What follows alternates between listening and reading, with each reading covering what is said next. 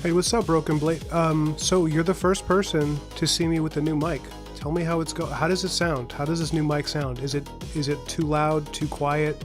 According to OBS, it's like not so loud, but I feel like maybe because the sound is a lot clearer, you'll be into it. I await your feedback.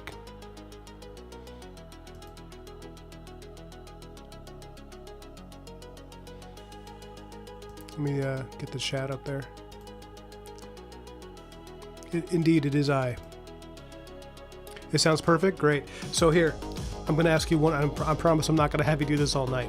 When I'm over here, does it still sound good? If it's like if can I put it further away?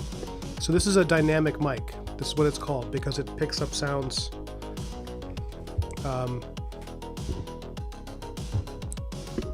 from different. Like if it's here, how does it sound from there? Is that good, or does it have to be right up on it like this? How does that work for you?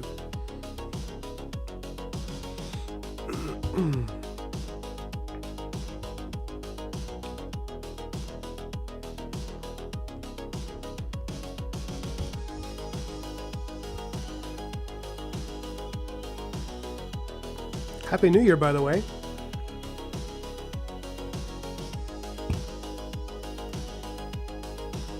That's great, but it is quieter from here, right? I'm so sorry. It's quieter from here, BB, or is it just like way better here, or is it like kind of the same? Because I got this fancier mic because I'm trying to figure out. Now I don't have to look. I have two hands. I don't have to hold the mic anymore. It's got a stand. It picks up sound more clearly. I have a pop filter, so when I go pop, pop, pop like that, it doesn't just blow your eardrums out of your butt. It's great.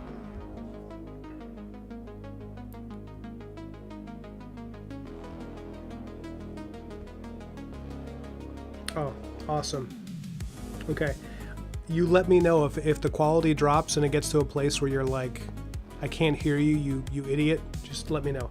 How are you, man? Happy New Year. How are you, buddy? How's it going? You're my first person to join me in the new year. I'm sorry I've been gone for so long.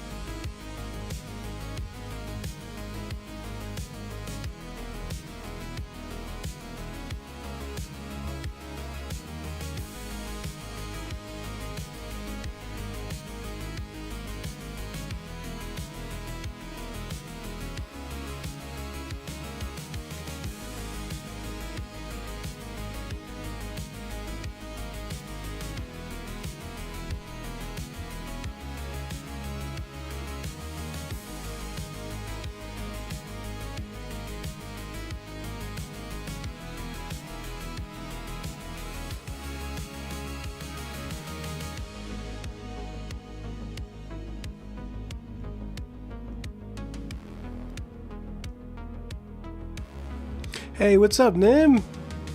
welcome. Yes, everybody should apologize for being late to my streams. Absolutely. That is something you should feel terrible about. What did you miss? You missed us testing out my new mic by me talking over here and then over here.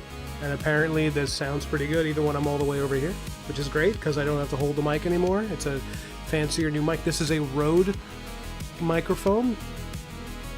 Yeah, it's basically me doing a sound check. That's what you missed.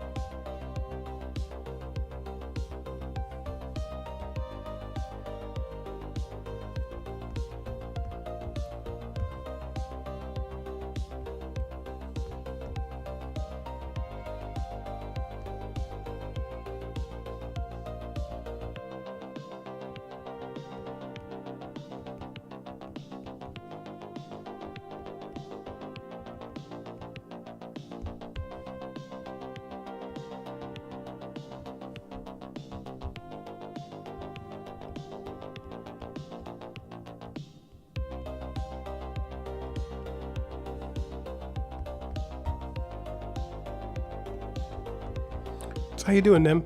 How was your New Year's? What about you, BB? What did you do for the holidays, guys? I haven't seen a lot of you since before Christmas.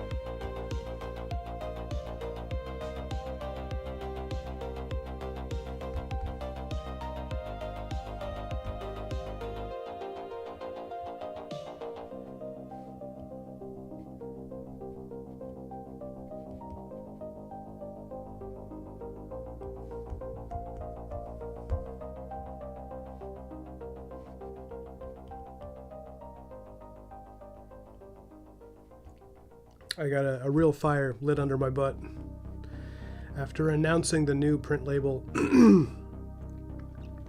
and setting a release date, a rough release date in February for this book. I'm like, it's nice. It's a good feeling. I'm getting that same jittery anxiety I got before book one, where I was like, man, does anybody even care about this? Is this going to sell anything? But then, after I started advertising that, I started seeing another uptick in sales for Black Mirror 1. So I was like, okay, people are still interested. Had a really good day, man. That happened. I got news from my art dealer at Catskill Comics that another one of my pieces sold some of my analog art, my pen and ink stuff. Some of which I've done on stream. Like a lot of those pieces have been bought, so it's nice getting these like surprise checks in the mail.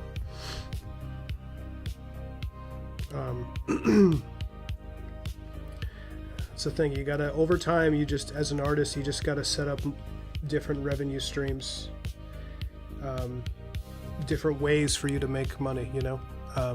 Not just in one medium, because that's the only way to really make it as an artist. And even then, it's like I'm clawing tooth and nail to be able to do this for a living. But it, you know, it's exciting and it's fun if you can make it work. But man.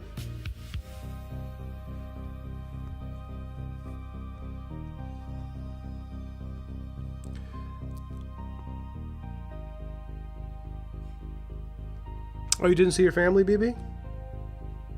I guess they don't live near you?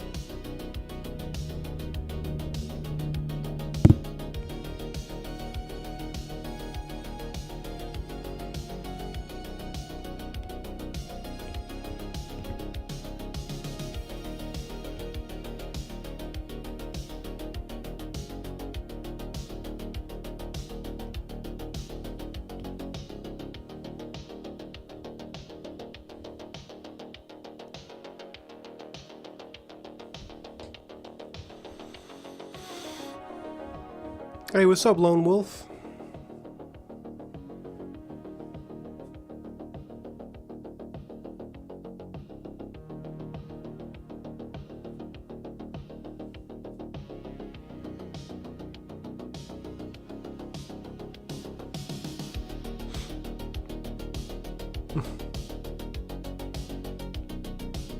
Hey, Nim. Yeah, I've missed it too. It's been too long. So I'm so glad we're doing this.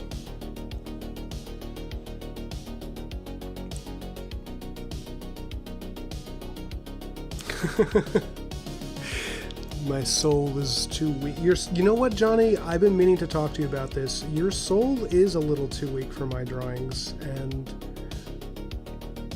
I think I'd appreciate it if you stopped showing up until you had a stronger soul.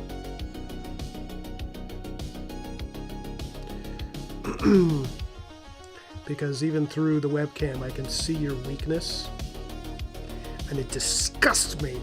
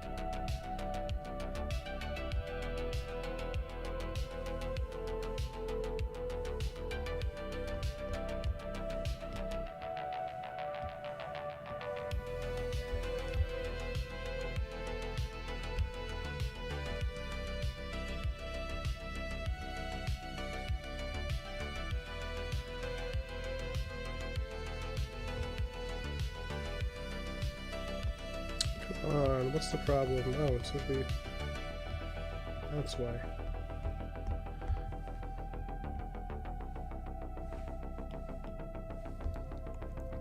Hey, oh my goodness, Guy is here! Happy New Year, Guy. Welcome. I missed you too, man.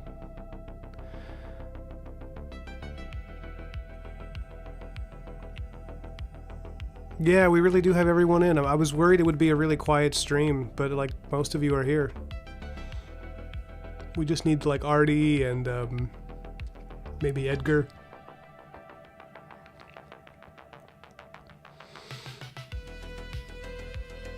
Oh, cool.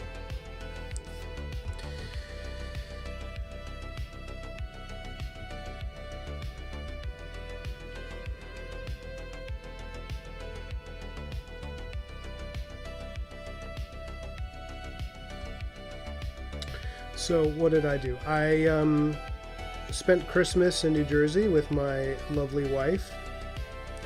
We went to see my father and then my mother. We watched Frankenstein. Oh, also, what do you guys think of my new mic? Huh? You like the new microphone? You can't see the whole thing, but you can feel it. You can feel it in the flush of your arousal.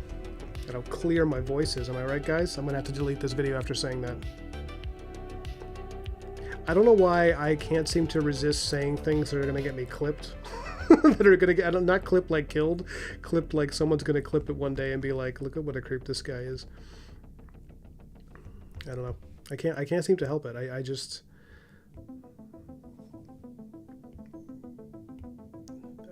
I'm drawn toward impropriety. It's probably why I have to go to church. It's like the only time in my life since I work from home, it's the only time where like I have somebody telling me objectively like you should not be speaking at this moment. and you can't say inappropriate things. And it works because I stay real quiet during church.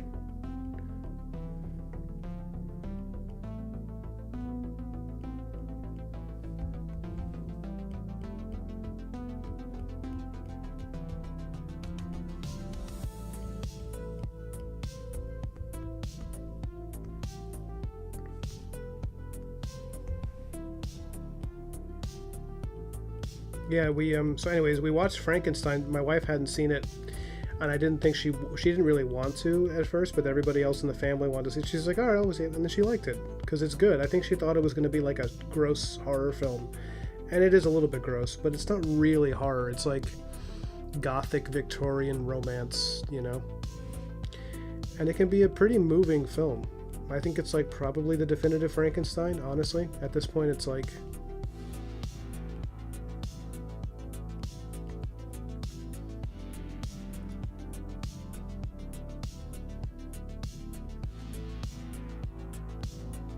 Although I haven't seen the Kenneth Branagh Frankenstein.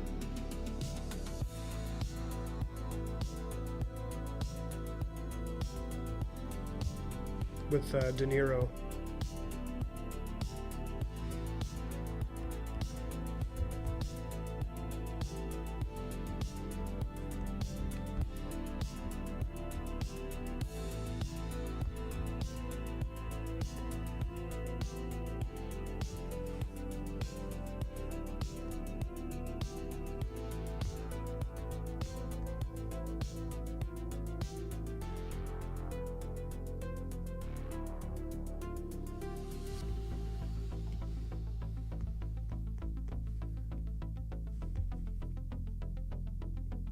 I'm going to change the music. I'm not so happy with this playlist. It's a little bit blah.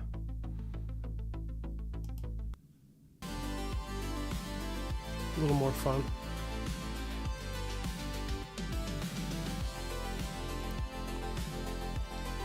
Oh, you should see it, Nim. It's really good. I thought it was a very entertaining... It's not perfect, but it is very entertaining. And,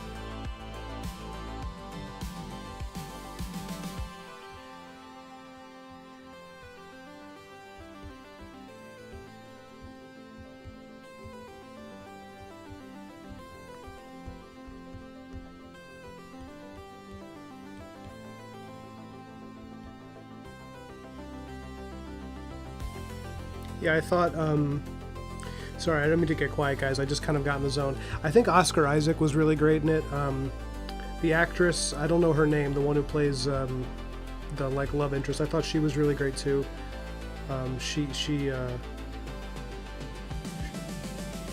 Yeah, I don't really know the names of most of the actors. I know Christoph Waltz, he's wonderful. Jacob Elordi, is that his name? Who plays Frankenstein? I thought he was tremendous. I thought he did a wonderful job, and that's not an easy role to pull off, and he did a wonderful, great performance there.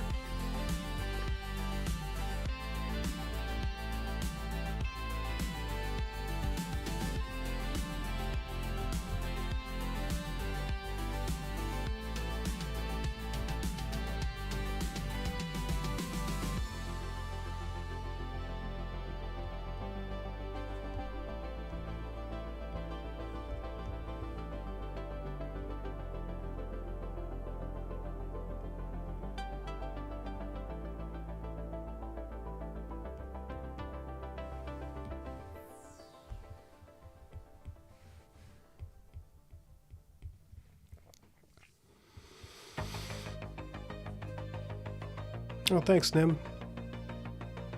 I'm glad everybody's doing okay, man. Like, how are you guys? Yeah, no, it's true. So Del Toro's Frankenstein, Guy is right. The pacing is wonderful. It's I was at some point. I think maybe I was getting a little impatient to see the creature, you know. But I think I was entertained enough by it that I was. But some of it isn't even that there was anything wrong with the pacing. I think I was impatient to see the creature because I just really couldn't wait to see what Del Toro was going to do with the design. And it's very minimalistic, and I was actually initially disappointed in the first few minutes. I was like, oh, this is like, they didn't do anything that interesting with this. And then over time, I started to like it more and more because I realized why he made the decision he made, like why he chose to be kind of minimalistic with the makeup and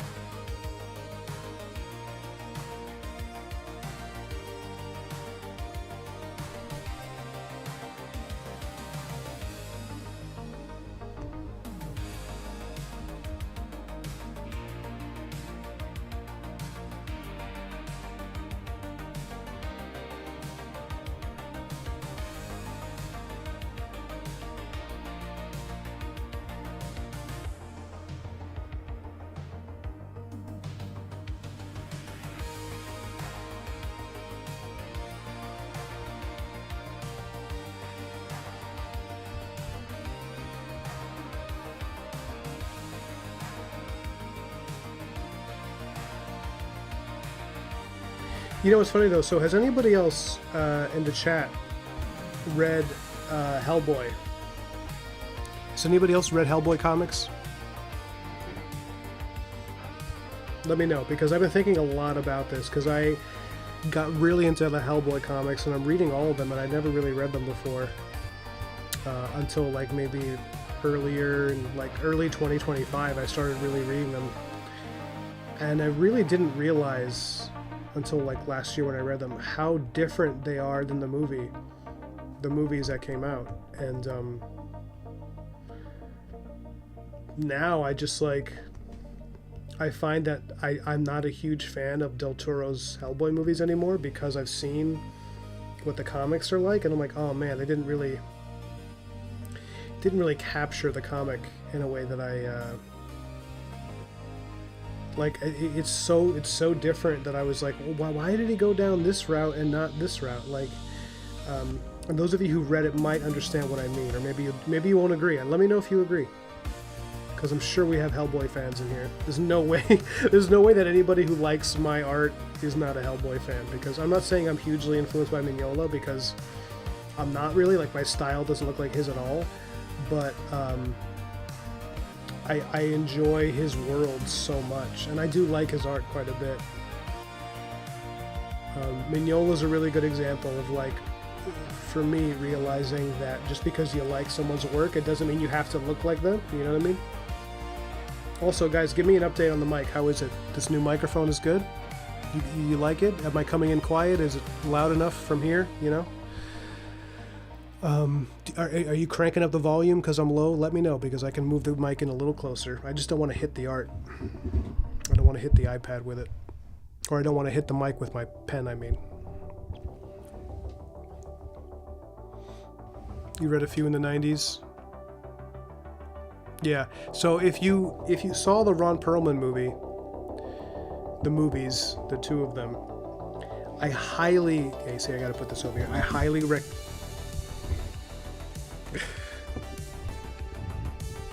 Also, this mic is quite heavy with the mic stand. It's like quite a cumbersome thing. I really recommend reading the comics. You feel it? Sebastian? Is that, should I, or Sebastopus? That's the... Welcome, Sebastopus. Are you a long-time viewer, first-time commenter?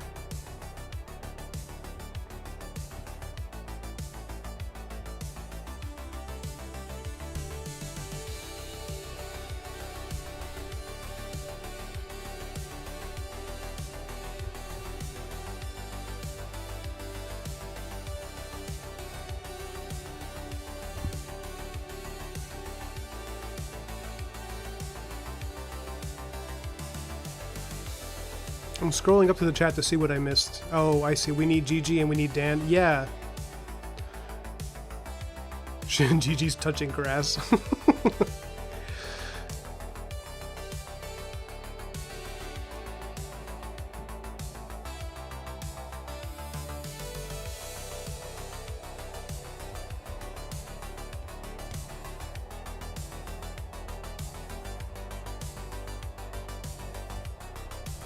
Seems like people in the chat know you, Sebast.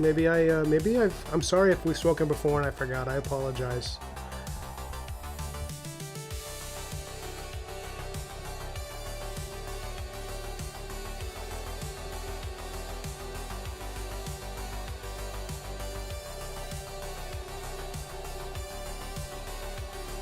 Oh man, it's like, you mean it's 1:05 a.m.? Oh man, well welcome, man. Yeah, what happened to Dave Rapose's Discord? I went to check on it. I haven't been there in a while, and when I went, there was like all of the channels were closed. It looked like, and was I booted off of it somehow by accident? Because I haven't been there in a while. Maybe they just were cleaning out their bots and they thought I was a bot or something.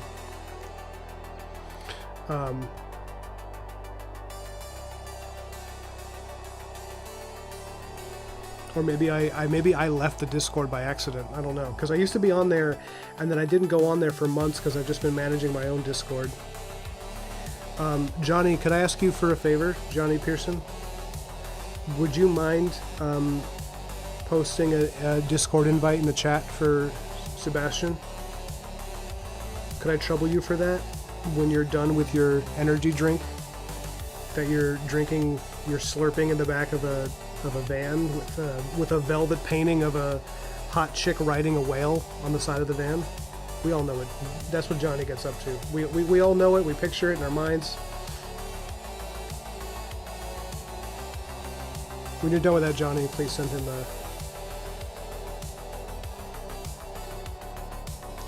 Thing is, Sebastian, I'm such a boomer that it's quite possible that I pressed one button on his Discord and now it's not showing the channels and I didn't even realize it because I'm 140 years old. Like, it's just possible that let me check on it now in real time with you guys.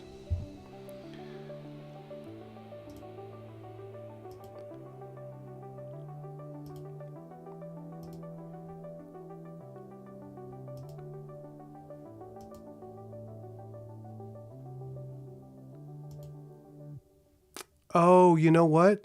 Maybe I'm not in the Discord anymore because I think I left his Patreon because I had been there for like 2 or 3 years in a row and I was like, I should save money. Maybe that's why I'm not there. Okay.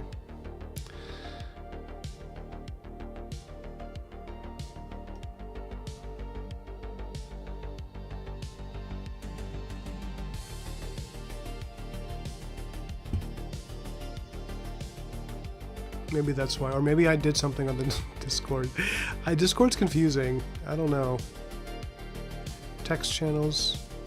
Yeah, the only text channels that come up are Give and Take Challenge Finals, and well, yeah, it's just 2 text channels. I don't really have his.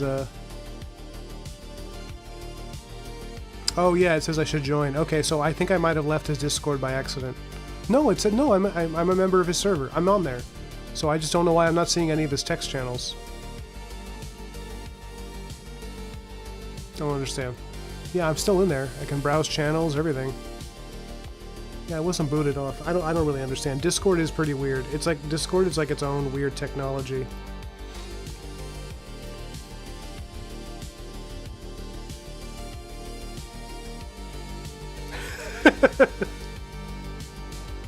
Thanks, Johnny.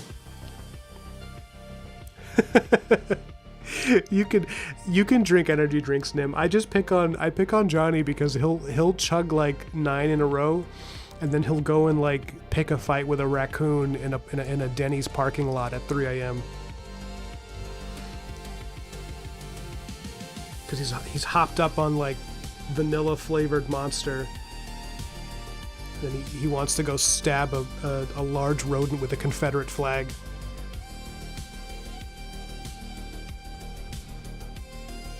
Then he goes and he makes a beautiful sculpture because he's a complex man.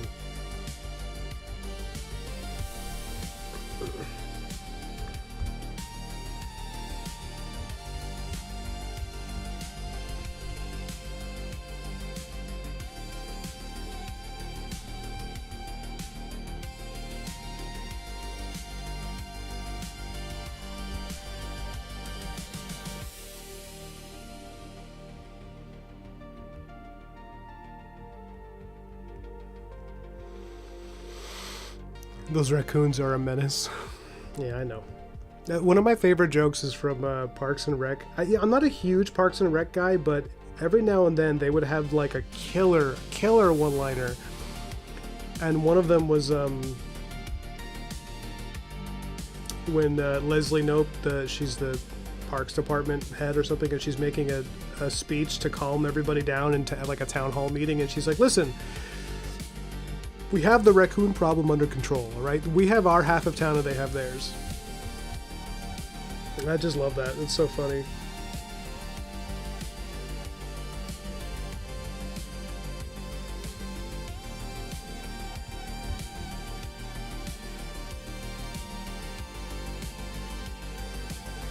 Guys, if this mic sounds good, then I'm very happy, because this means I no longer have to like hold the microphone like the old mic I had.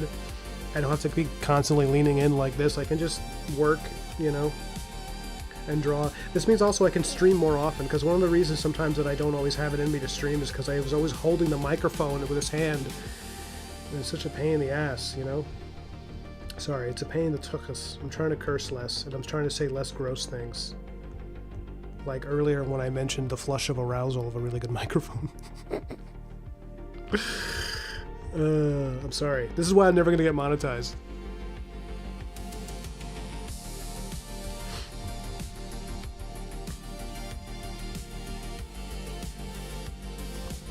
That's why I'm never going to run for office either, because I make too many inappropriate jokes.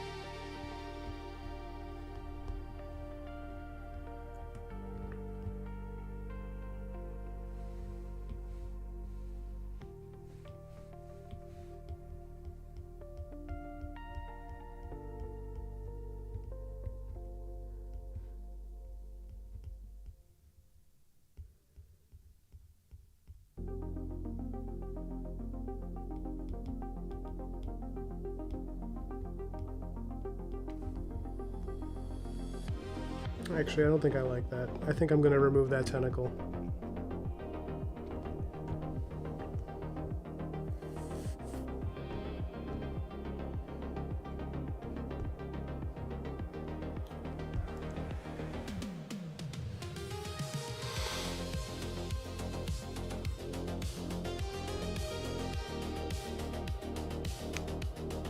You saw my face, it's recognition and sympathy combined. Wow.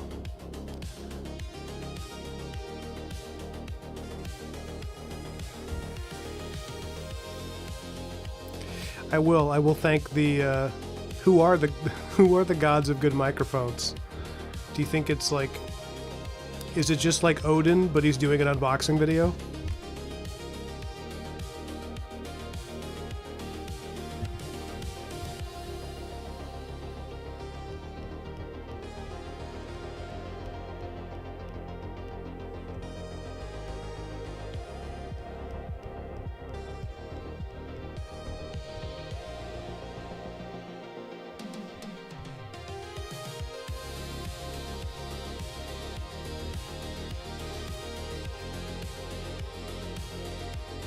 A technology eldritch.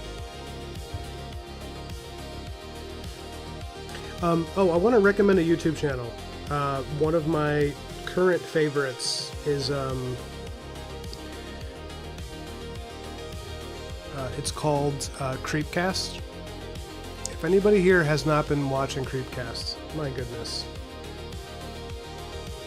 I highly recommend it. So funny.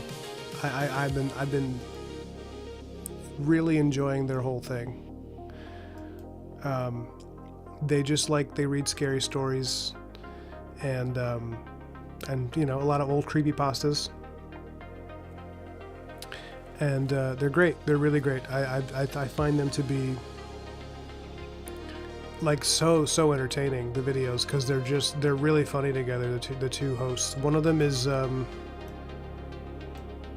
Meat Cannon. Like, you see, this is, you can't, it's so hard to avoid all of the inappropriate jokes on YouTube. It's like, how do you, I mean, come on, what are you doing to me here? Yeah, his name is, I think literally his YouTube name is Meat Cannon, which, I mean, maybe it means something else? Yeah, Creepcast. It's like one word, but it's really hilarious. It's these two guys who they read like old creepypastas and that they knew when they were kids, or sometimes they read new scary stories written online. And if they're really bad, they make amazing jokes about it and they laugh and it's really funny. It's kind of like Red Letter Media for internet short stories. But then if it's a really good one, they get really into it, and they have some pretty good commentary on fiction. And it's really aspirational too to see their videos, because they're super well edited. Like the comic timing of their jokes with the editing is like it's utter perfection. It's amazing. Is it the one with animations? They don't really do much animations. It's just two guys talking into microphones, but it's really well produced and really well edited. Oh, you know Meat Canyon? Yeah. Oh, it's Canyon. Meat Canyon, not Meat Cannon. Okay. That's still kind of sexual. That's... Yeah, no, it's not like a direct reference to his appendages, but it is vaguely like, I don't know, or do you picture a canyon full of meat, like a Grand Canyon just filled with ribeyes? That doesn't sound so bad. Because when I hear it, I picture like a large canyon made of human flesh, which is horrifying, actually, when I think about it. And it brings us back to the Eldritch discussion. Oh, is Gigi here? I didn't see Gross Girl.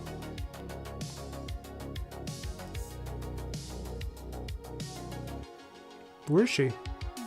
Only Nim can see Gross Girl. Okay, so this is the other page I'm working on. Sorry for that. I'm going back and forth between these two. Big fan of how these panels came out. Her on the right, that drawing, it kind of looks a little bit like those drawings you see outside of the salons, where it's like the 80s hairstyle. And it's always like it's like that art that's been on salon exteriors for like 40 years.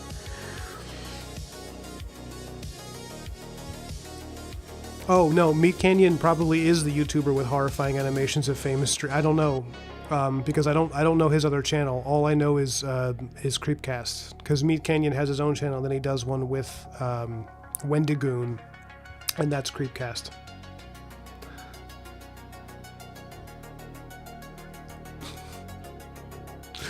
Well, like, what do you see, Nim, when you hear Meat Canyon? I want to ask him directly. Maybe I can get him on the stream.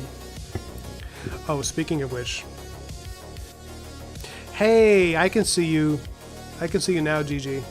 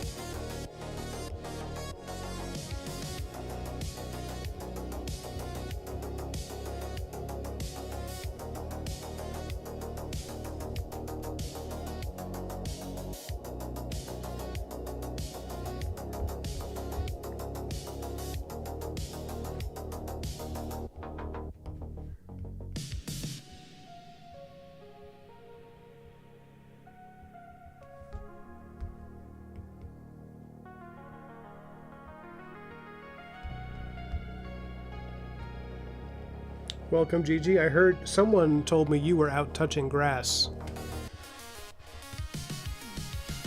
Also, does the chat recommend that I check out Meat Canyon's videos? Like, should I sub to his channel too? Because when I watch Creepcast, I am blown away at how funny Hunter is. Hunter from Meat Canyon. That's what I was thinking, Johnny. Same. Like, Meat Cannon sounds like male parts. Meat Canyon sounds like the other thing. Sorry, I don't mean to offend the ladies in the chat with my with my mentioning of all these gross things. Although, I don't know what kind of conversations they expect coming to my stream. It's funny because I've also had like streams where we're like talking about like theology, and then other streams where it's like, what does Meat Canyon mean? I don't really have much of a brand yet where I can stick to any particular thing. But no, I mean, so do you recommend Meat Canyon? Somebody tell me, because as I was saying, he is a shockingly funny, witty, like, talented dude. He's a great voice actor too. In Creepcast, he does like voice acting for the stories, and it is just he is great at it.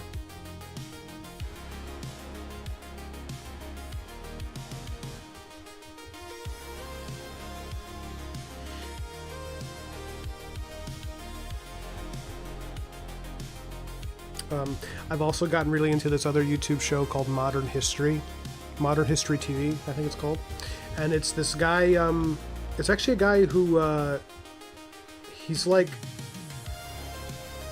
head of a gaming company, I found out. He's a British guy, who I think, he works in like fantasy games, but I didn't even know that because he has a side thing on a YouTube channel where he just talks about medieval history.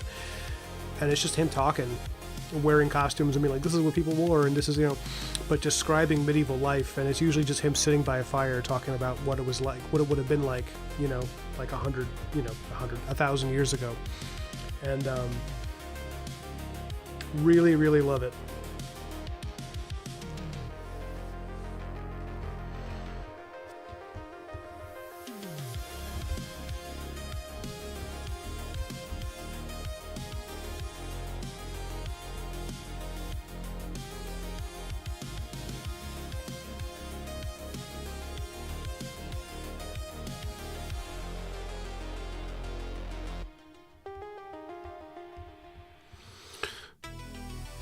Everybody says I should check him out.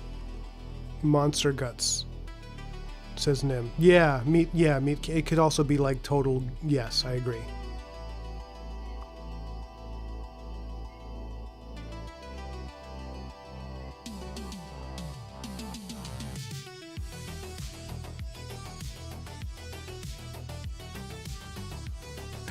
It's true. Well, you know what, Nim?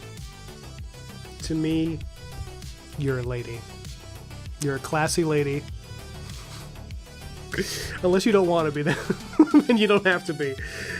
But when I talk to Gigi on the phone, when we have our chats sometimes, or when she's on my stream, or when I'm on her stream, I treat her like a lady.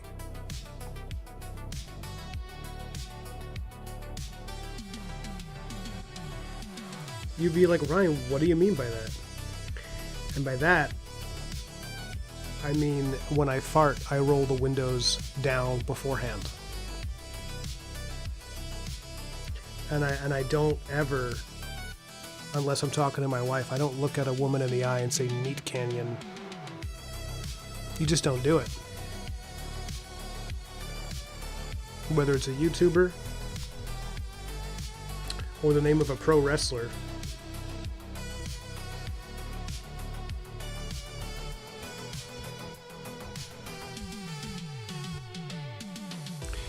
$500 for your next tattoo. Johnny, think of all the Monster Energy drinks you could have gotten with that. It's ridiculous, man. Think of how many pairs of brass knuckles you could have gotten to fight more raccoons in parking lots. And I hope it's worth it. Yeah, I haven't quite figured out how to do it, Gigi. I haven't figured out how to Dutch oven a woman over the phone. But I have, people working on it. Teams of scientists. There's like lots of public access clip art of like scientists looking at beakers. It's always like a guy with glasses holding a beaker. I'm gonna use one of those for like for like a guy trying to figure out how he can Dutch oven his wife without being in the room with her. And he's like, I haven't figured out how to do it.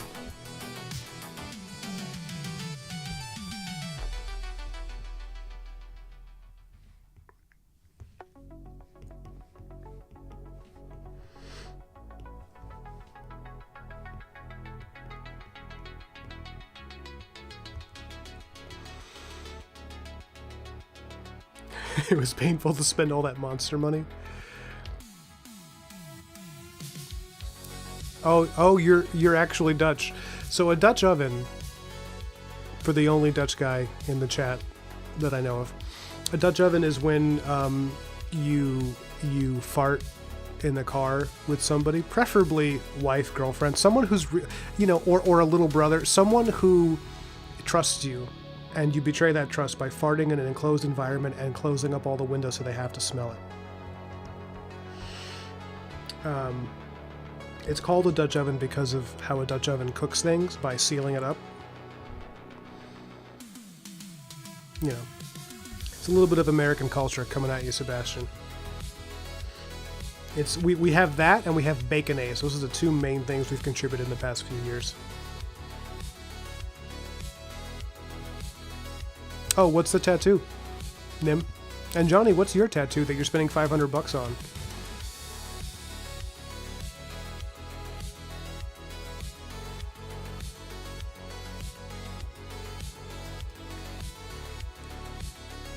Yeah, doing a Dutch oven with blankets is harder because you really got to seal it up.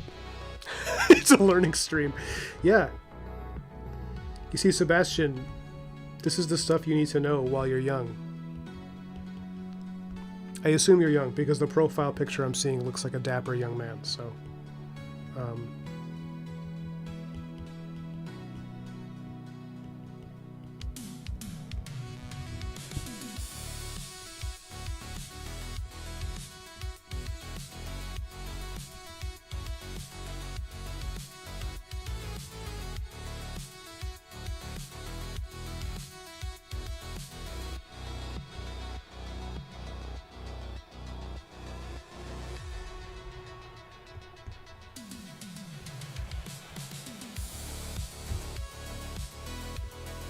Sorry, I know watching me tighten up this sketch is not so fun, but I'll get to the inking in a bit, don't worry guys.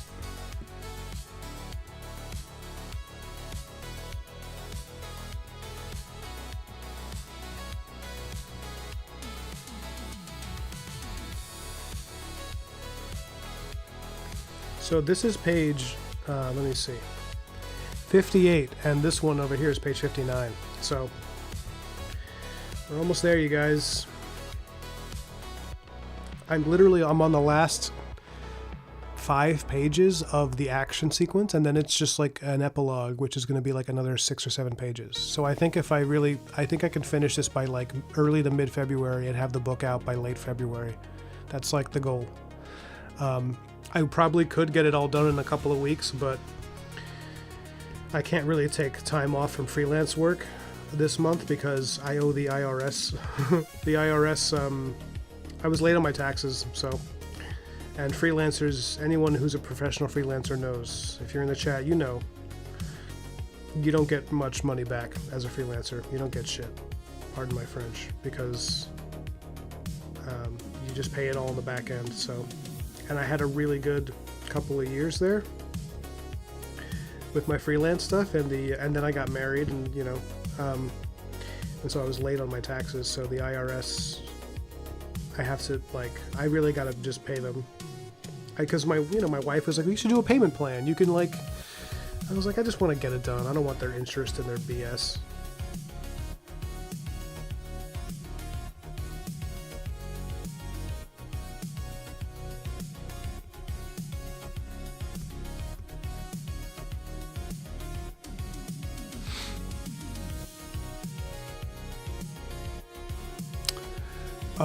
Oh yeah, Nim, I thought it might have been the Black Marrow tattoo, but I also know that you do other stuff. I can't wait to see it. Which image are you using for the tattoo? Like, is there something from the book, or are you doing it? Oh man, it's gonna be so awesome! I can't believe you're actually gonna have that. By the way, your the toy you made me, Nim, she made me. She made a Black Marrow like doll, like figure. It's up on the shelf. I'll get it in a minute if you want. It's just I have it nestled safely up there. It's gonna be featured in Black Marrow too. I'm gonna be putting it up as like my favorite piece of fan art that I got. It's amazing because I got a lot of fan art after book 1 that I want to show people. That's gonna be in the back of book 2. It's like, so all of you guys, with your permission, who've sent me art, it's going in there. All right. You got 4 kids, Sebastian? My goodness. He's got 4 kids, and he's never Dutch ovened. Wow, we have such different cultures.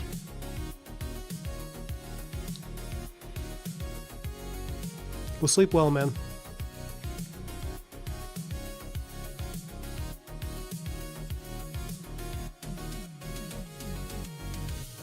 Yeah, if you want to make a bust, Johnny, I'll definitely put it in. Oh my god, Johnny, if you made like the 3D bust of his head, I'd be psyched. He probably isn't that difficult to do, right? Because he's like kind of a simple design. It's just a human face with some slight changes.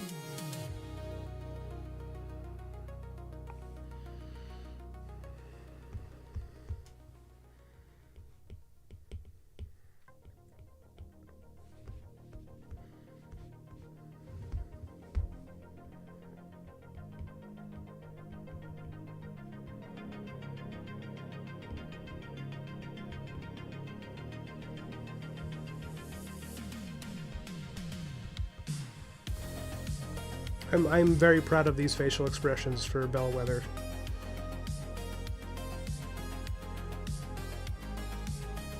Like, I'm really, really happy with how that came out.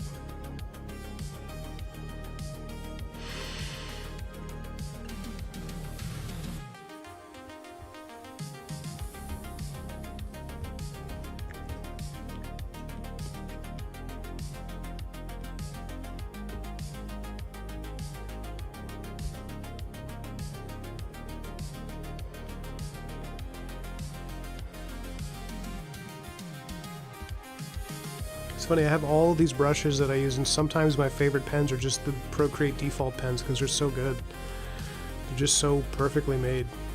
This is the Syrup pen, the one I'm using to ink this. It's a default Procreate pen, and it's amazing. It's incredible.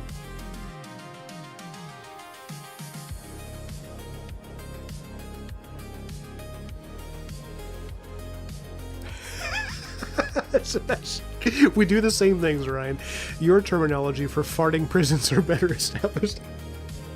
Is the term for it in your culture a farting prison? Because I think you win. I think that's way better.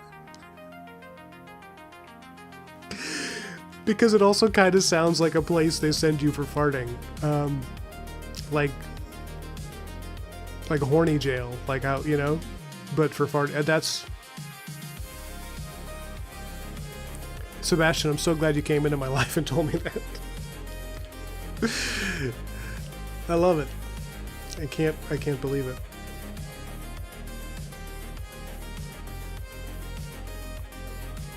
Oh, thanks, Nim. I appreciate it.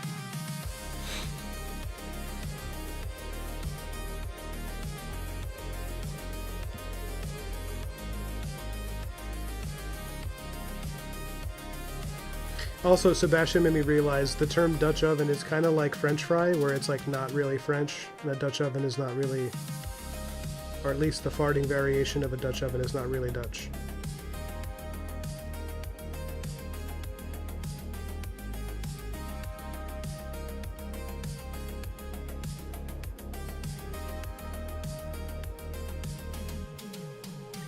Thing is, a Dutch oven as a prank, you know, as a gag, it's only like useful if you have smelly farts. But I don't really have smelly. My farts don't really. They're very loud when I fart, but they're not smelly. They're very like I can wake my wife up with it, with the noise, but it's not a threat. It's sound and fury signifying nothing, you know. But I know people that are the opposite, where when they fart it doesn't make a noise at all, and then the smell seeps into the room, and the plants die, and the clouds cover the sun. The very air you breathe is a poisonous fume.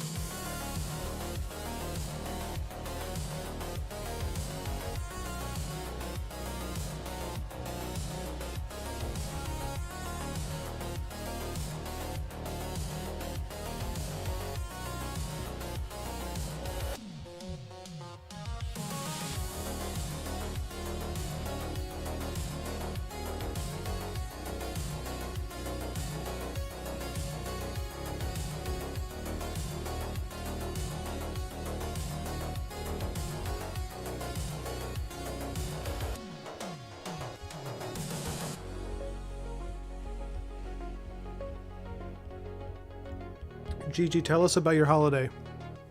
You weren't here for the beginning of class, where everybody talked about their trips and holidays. This is an academic stream. See, now I can laugh into the microphone without it sounding like someone recorded it on a plane.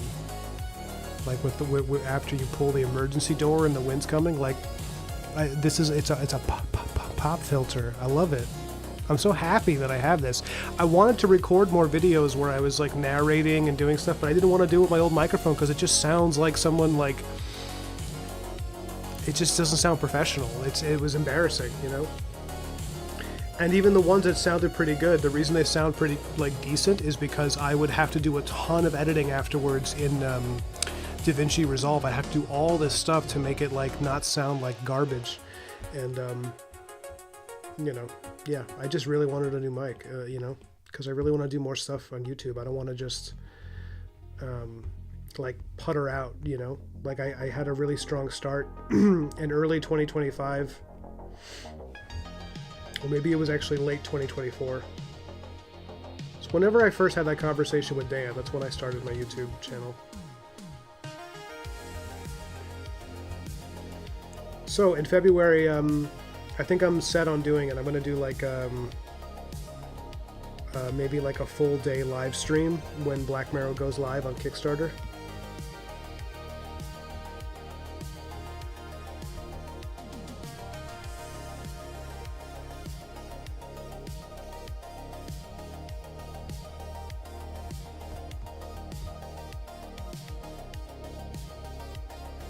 And I was thinking anybody who like wanted to call in, and friends of the channel, people who, you know, like people who've been on the big draw before. Like I wanted to have a group chat. I want to have Dan on. I want it to be like a greatest hits show of the past, you know, however many,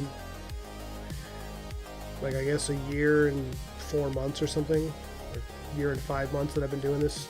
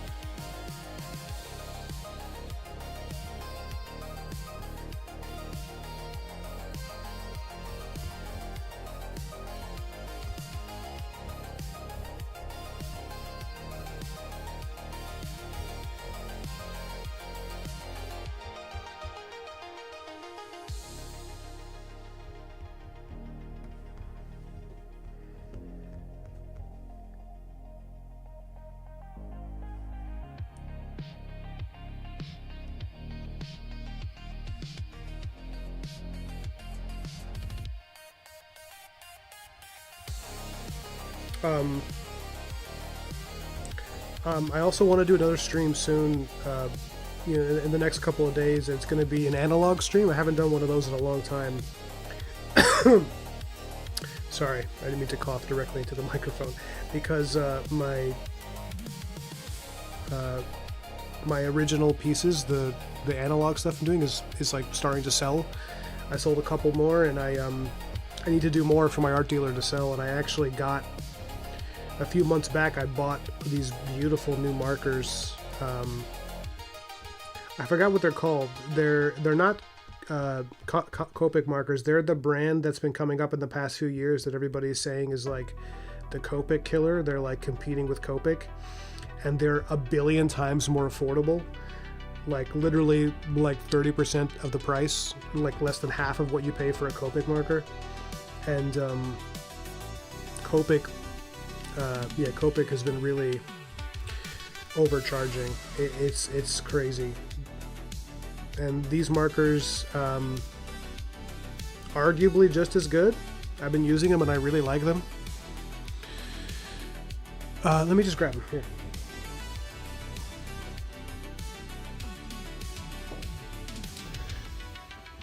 Ohuhu? Yes, thank you. Ohuhu. GG already knew. I bought the full set, like the full huge, like 200 marker set.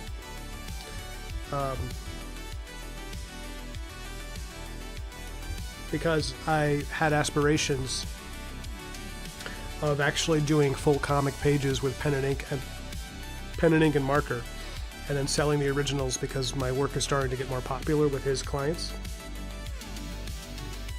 And I thought it'd be really cool if I was able to like just do straight up comic pages that were just full color on Bristol marker, you know, painted with markers.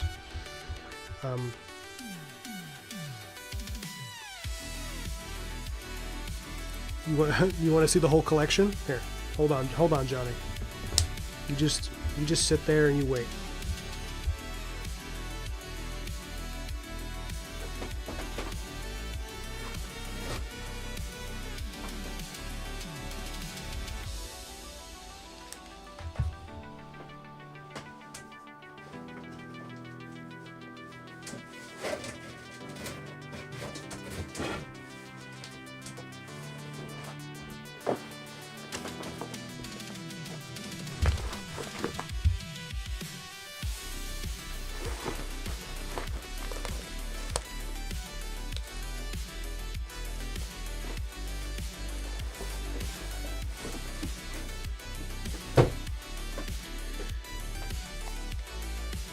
That's the whole set, guys.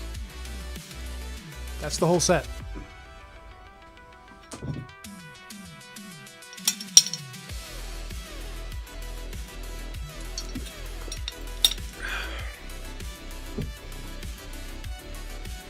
I actually I have used Copic, and I do like Copic a lot. The Ohuhu, though, I watched a bunch of videos where they compared them, and a lot of artists who were not sponsored were like, these are really good. Like, these are, like, some of them were like, it's as good, or it's almost as good, or it's like, you know, good enough that the literally $300 you'll save buying these instead of Copic, like, you know, it's like worth it, because the full Copic set is like it's like something crazy. It's like $500. I don't remember how much it is, but these were literally less than half of that. And it's the same, and they're refillable markers, everything. They have all the same stuff, and you don't have to buy the full set like I do, you know, because, you know, I understand, like, I don't want to sound privileged. It's like I spent 200 something bucks on the full set because I know that my work is going to sell at least a little bit. So I know, like, I sold a piece, and that piece that I just got the check for, that paid for the marker set. Like, so, you know, but if you're someone who's like, you know, you're not yet a freelancer, or you're not trying to be, you just want to draw for fun, you don't have to buy the full $200 set. You can buy like a starter set that's like basic colors. Here's a trick. if you want to save a ton of money, you can buy a basic color set of just like your primary colors, you know, and maybe a few extra, and then you buy a separate set of like Ohuhu or Copics, whatever, that are gray tones, so that you can basically make volume light and dark, and then add the colors on top of that, and you'll have like something similar to, you know, comparable to a full color, you know, set. That's something I used to do, but I wanted just a full set because I want all the colors. I just want it all in one place, and it's overwhelming to look at, you know, because you just, it's so easy to lose the marker. But so I'm gonna have to make swashes so I can identify stuff. Yeah, they work like Copics. I mean, some people thought that they were better than Copics in some ways because they were like talking about how the brush tip of the marker, it stays stiffer for longer, so you can use it a little more without it getting like, you know, when it gets too soft, then it just kind of flops around and it doesn't, you know. Yeah, so if you Google Ohuhu, the name that Gigi typed in, Ohuhu markers, look up Ohuhu versus Copic, and you're going to see a bunch of different artists comparing them, who are like, you know, which one, if you're an artist, which one is better for your money? And a lot of them will decide, like, they'll be like, yeah, even if Copic has a few things it does better, like Ohuhu is so much cheaper, and they're super high quality for how little they charge, they're like, do these instead, you know? Yeah. Yeah, you have the same thing? That's cool. Good grief, that was intense. It was, yeah, I know. I felt that too. I felt it.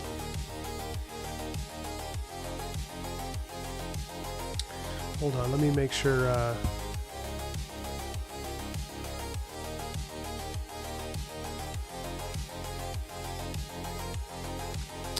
bear with me.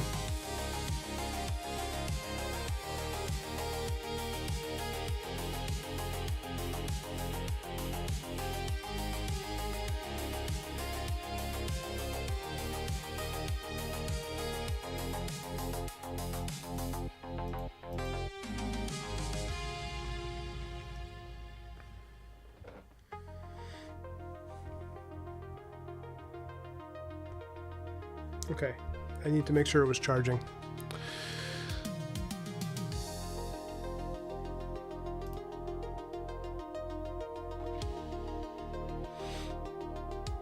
You do the felt?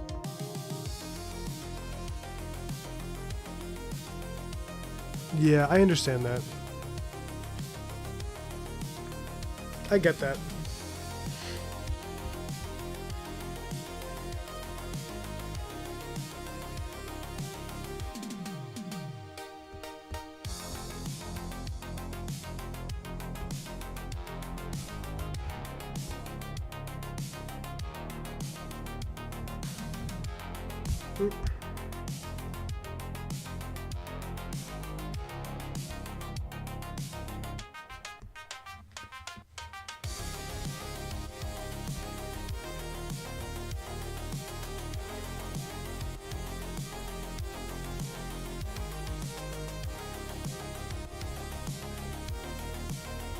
Actually, I'm gonna keep her very open.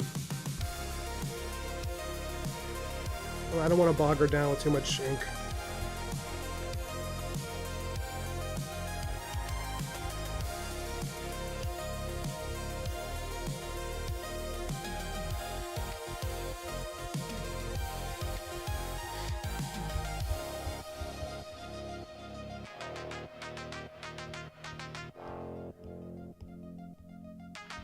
Wait, so Gigi, you know Meat Canyon, you know his stuff. Have you watched Creepcast? Because, my goodness, so fun. The only reason I even heard of Creepcast is because I watch Matt Rhodes' videos. He's the artist working on that big, epic book he's doing right now, and he's like showing his progress live. And he made a mention about it. He's like, yeah, there's some days where you just want to, like, you know, he's like, I like inking because I like, once I do the sketch, I don't have to think anymore. It's done. I can just enjoy drawing. He's like, and then I just put on Creepcast and I start inking. And I just Googled it and then I started listening to it. And it was like instantly one of my favorite things. I couldn't believe I hadn't heard of it.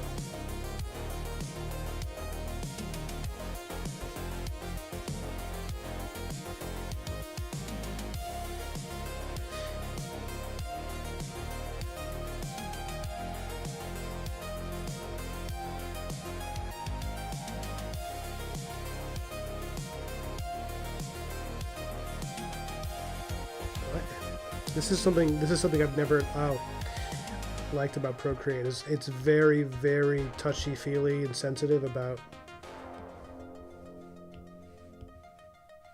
like looking for gaps, so that when you want to do like a paint bucket, it's just like a huge pain because you can't always find what the gap is. A Clip Studio, I think that's one way in which Clip Studio is kind of superior. They're very good about that.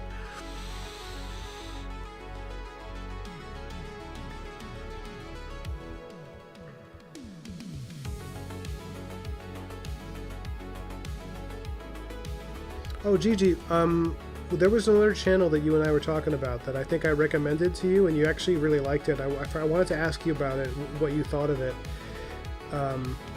but I completely forgot what it was. It was some YouTube channel where I was like, you would really enjoy this, and then you ended up getting into it, and then I was like, I wanted to talk to you about it, but then I don't remember at all what it was.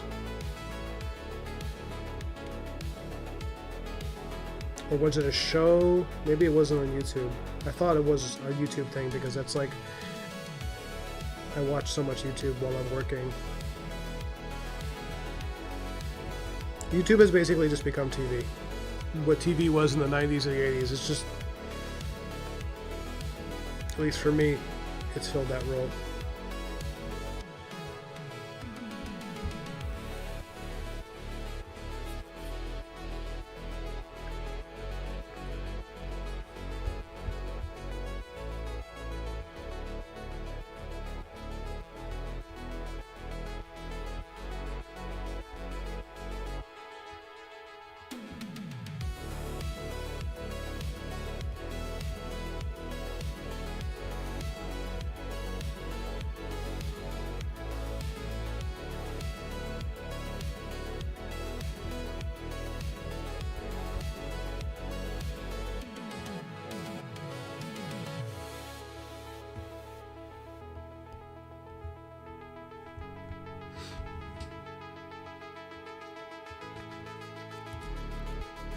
Oh, was it Modern History? Was that the one I told you about and you liked it?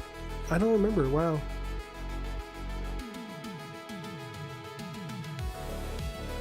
You're on the phone making soup but does the phone function separate from you talking to me right now, Gigi? Or you're on the phone with somebody and you're making soup and you're in the chat? That's insane.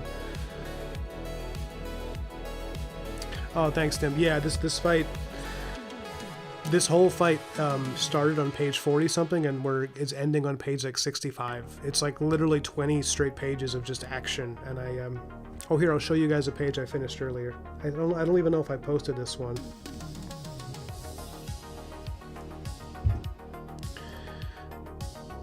You can't quite tell on camera, but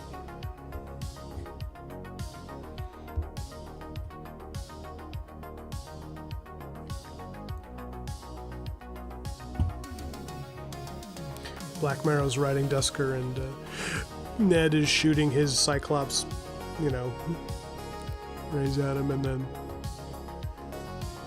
then Cobb to the rescue. It's one of Cobb's greatest moments so far in these stories, is that he gets to poke a dude's eye out, which is very like gothic, it's mythical, the Raven taking the guy's eye. There's like a lot of stories where there's some version of that, and I'm too ignorant to name them.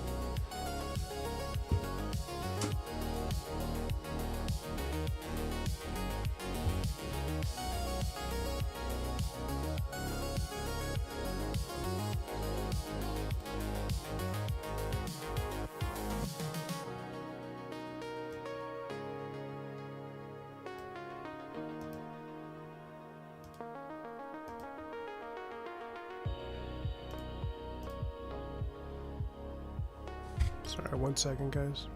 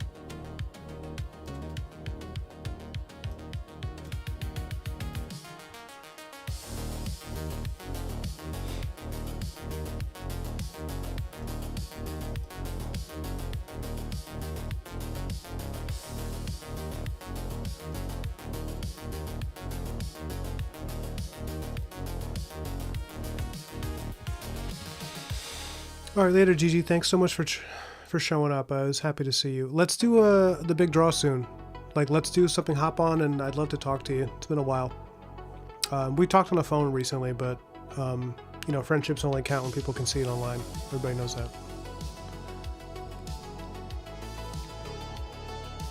Oh, Gigi, I must have missed it. Are you sick? I didn't know that. Everyone's saying get better. I'll keep you in my thoughts.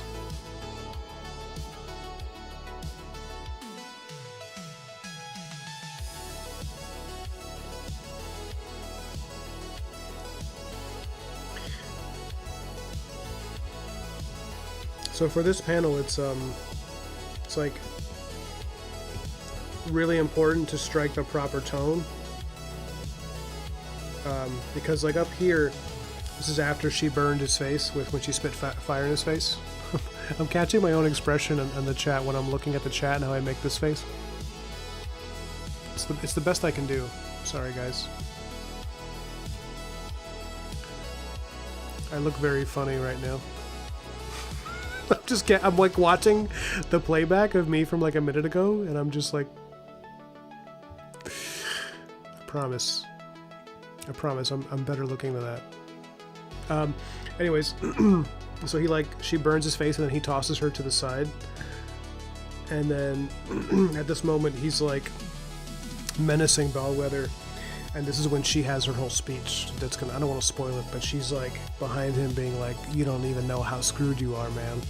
And then this page here, at the top of this page, is like, that's the side of his face looking up at Bellwether, and then this is the back of his head where like another face comes out, because he's all weird amorphous, and like little bits of his human face kind of comes out in different parts of his body sometimes, and it comes out to look at her, and he's like, you know, what do you mean, you know? And then she has this speech while she's giving him this really sultry, I guess, expression. I don't know what you would call it, but she's smoldering him a little bit, but not because she's trying to be sexy, just because, you know, she's like, you know, you see, like I gave her the cat eyes there, because it's like every now and then when she's describing the grim reality of something, like the wildness of her comes out, so I wanted her to look kind of cat-like there.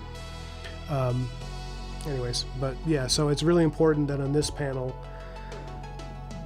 it strikes the proper tone, where she's like, you know, you can tell she's been hurt, like she's kind of knocked over, but she's still like in control of herself in the situation. She's not losing it, you know.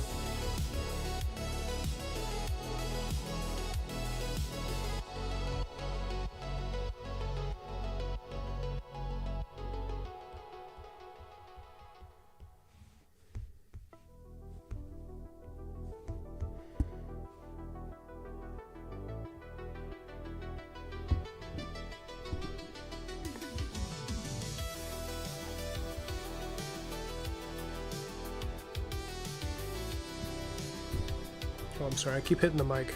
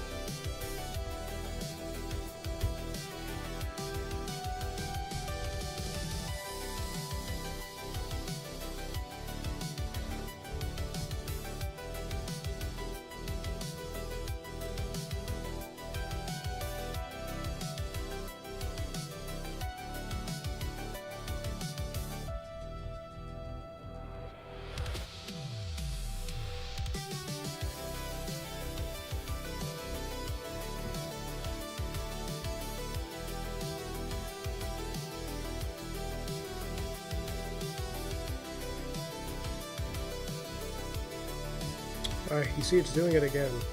You got to be so careful with your lines and make sure there's no gaps whatsoever. Thank you.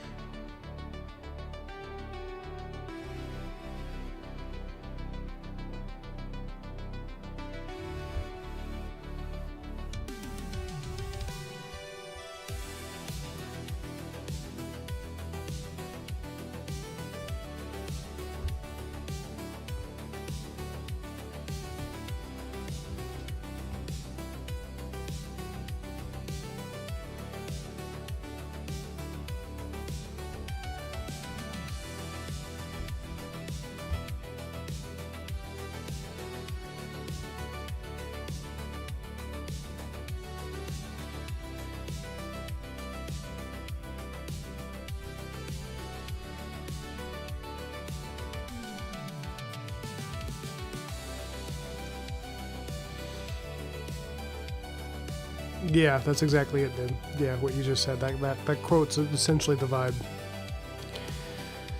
It's like basically, I don't want to spoil it, but it's like her kind of being like, bro, like, you think this was your plan to be here? None of this was your plan. Like, you know, she's talking about Black Marrow being like, you know, this guy never stopped hunting you. Like, you're not surprising him with this attack. Like, he wanted you here because he was looking for you and he thought he would just lure you in. And like, you're fucking, pardon my French, but he's like, you're dead already. Like, you know, and it's important for when she delivers that. I want it to feel like, there's this layer to their relationship where like she likes to play with Black Marrow because they're like, you know, they have this like on again, off again thing where she knows, you know, she teases him because he can be a bit of grumpy and he's a little bit, you know, he has a bad temper and she thinks it's kind of funny. And like, but at the same time, there's this deep respect where like she knows like what a badass he is, you know, and that he is like this kind of righteous, you know, creature, this like almost inhumanly determined. And he respects her where he knows she's a dangerous chick who's like really good at her job and smart, but that's why they kind of, you know, but I wanted that moment where she's like, she kind of drops the act and she's like, bro, like, you don't even, like, you're like, yeah, and it's, it's important to write it in a way where it doesn't feel, it has to feel kind of earned. Like I want there to be a little bit of a feeling of like, this is a bit chaotic. Is this what he meant? Is this what he wanted? And then it's like, no, wait, but like, this is exactly what he wanted all of this. Because, you know, book one kind of explores the character as being like very like Conan the Barbarian. He's like charges in and kills the thing. And book two, I wanted to show like, no, he's like a really good cop. He's like a really good detective. He's a lawman in the Old West, you know? So it's like this feeling of like, how did you catch people back then? You know? You do it by like, you set up a situation that's going to draw them in, pull them out of the wilderness into a civilized place where they're going to wreak havoc, and then you set your trap, you know.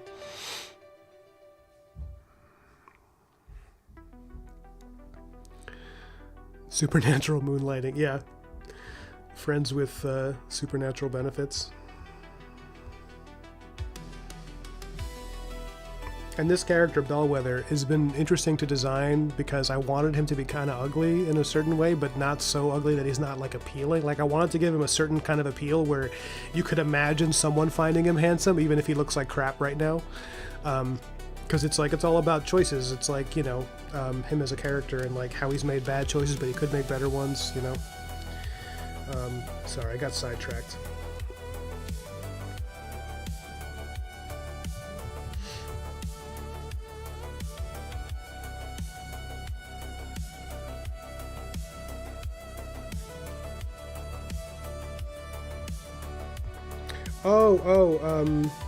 You meant the show Moonlighting.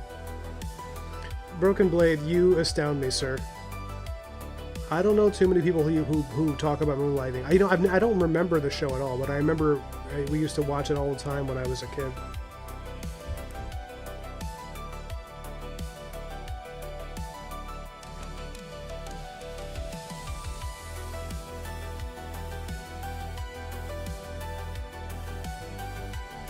When I think of it now, it makes me sad because I think about Bruce Willis and how sick he is.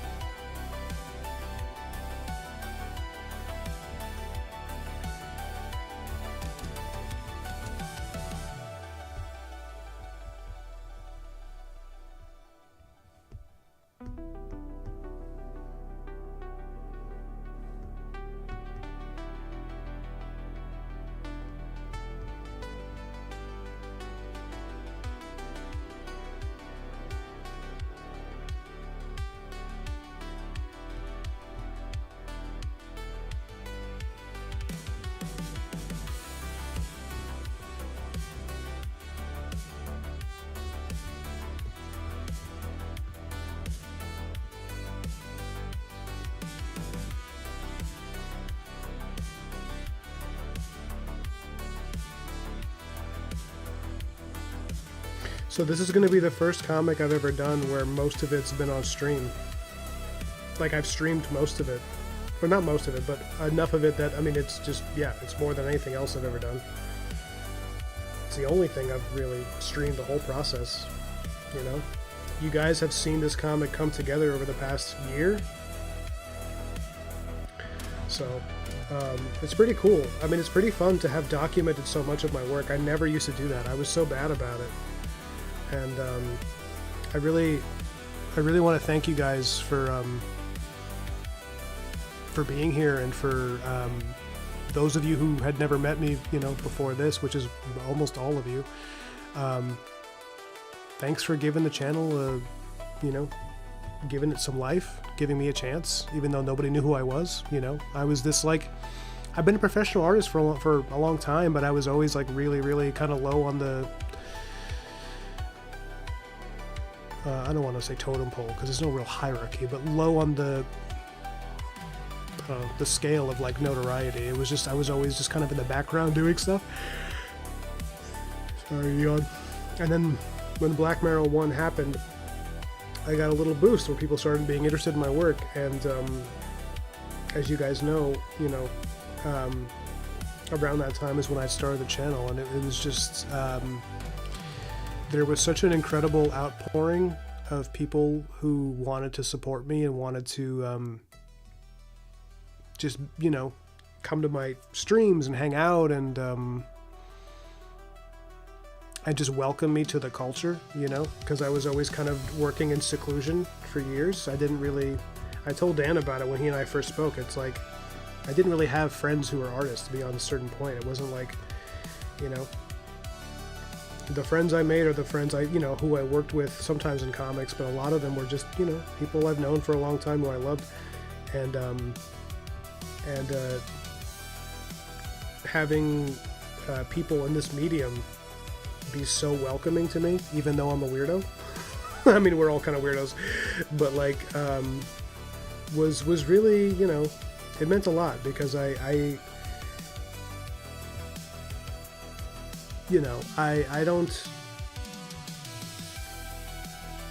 always know where the culture's going or what type of, you know, person you're supposed to present yourself as. So I just kind of try to be as honest as possible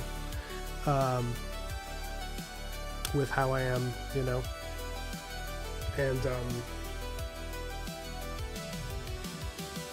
that to me was like really important because I knew that if I, you know, because I had a talk with someone else who works in the industry, and they were looking at my work, and they were like looking at the book, and they said, like, you know, you might kind of blow up a little bit in the next couple of years. He's like, I'm rooting for you to do that.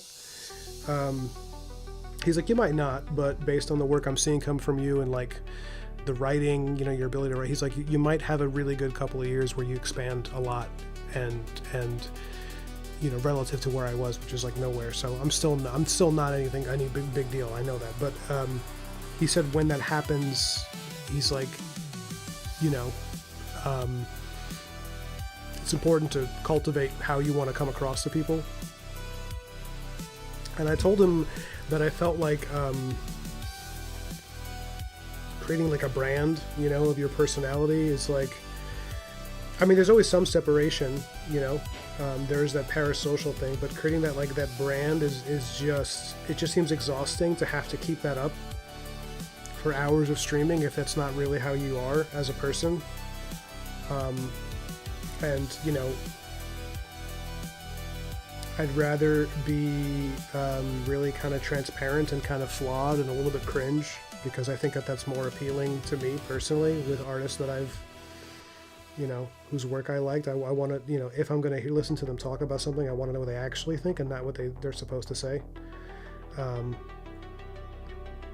Which is why sometimes I can go a little saucy with my opinions, because sometimes it's about what I'm feeling in that moment, But anyways, yeah, I've just been thinking about that and how I looking back, I do think maybe that was the right decision, to just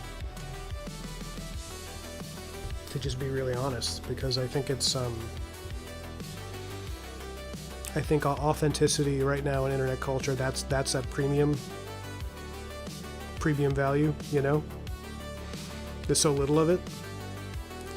And I think especially the younger generation, like people who are, some of you guys are Zoomers, or even like younger millennials, you guys are better at smelling bullshit in some cases, I think, than the older people, the people like who are my age, closer to 40, because a lot of the younger people have been, you guys who grew up with more internet, you've been exposed to more bullshit, and you've just had more time and practice at seeing it, and you spend more time, typically younger people, like those who are more acquainted with internet culture, they're seeing more fakeness than I ever experienced.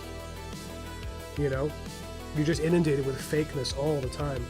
And so I actually think that in a way it's made a lot of Gen Z like really strong, like really good at seeing that crap right away, and it gives them a higher appreciation for like pure authenticity. And I've noticed that. So not to say that everybody's judgment is always perfect about that, but oh my goodness. But I think it's fair to say that there's some truth in that, So anyways, for those of you who are really good at detecting BS, I appreciate you being here, because because of all the reasons that I stated, but also just it's been really wonderful to like to put on my streams and to have you guys around, and to just like know that there's other artists there that are working, that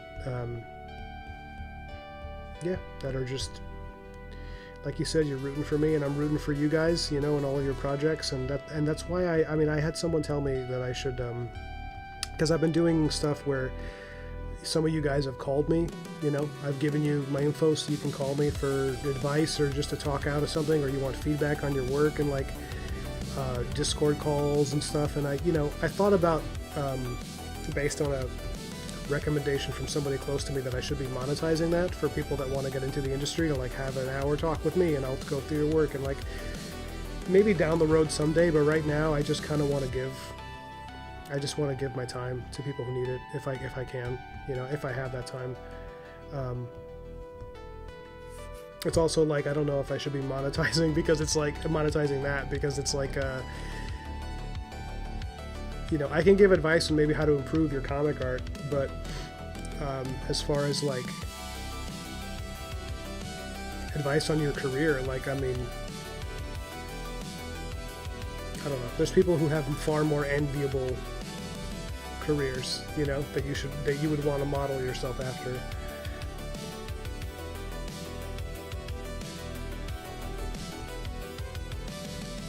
And I say that, aware of the fact that I'm in a pretty good position. I'm just,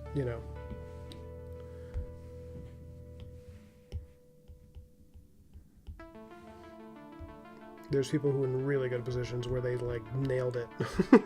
And I think you should ask them for advice before me, because But I'm happy to talk stuff out with people, you know.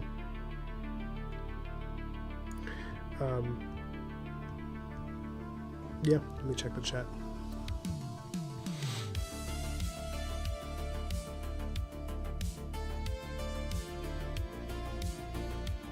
Yeah, real art by real people for sure.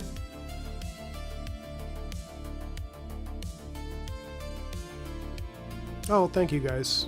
Yeah, I mean, it just seems like the thing to do, you know?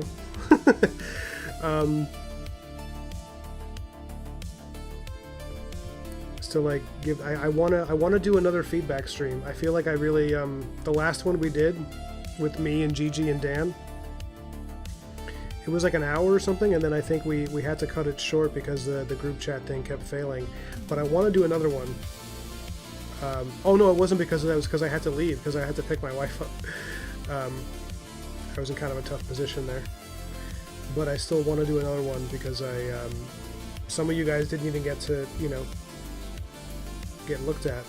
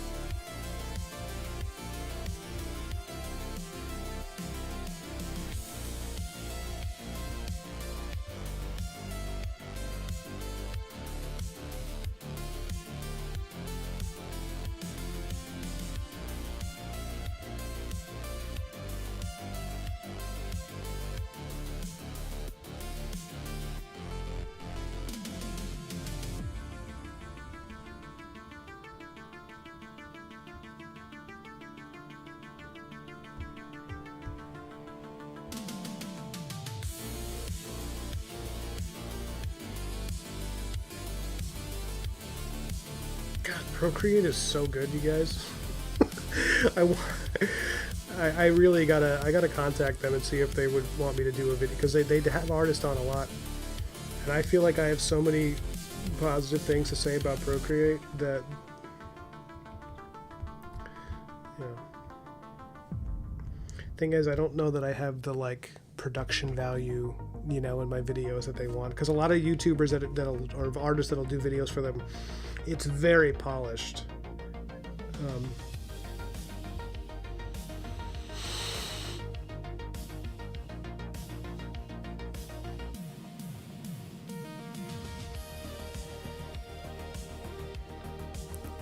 Thank you for the reminder that hands don't have to be taken as seriously as people think. And oh, because of this.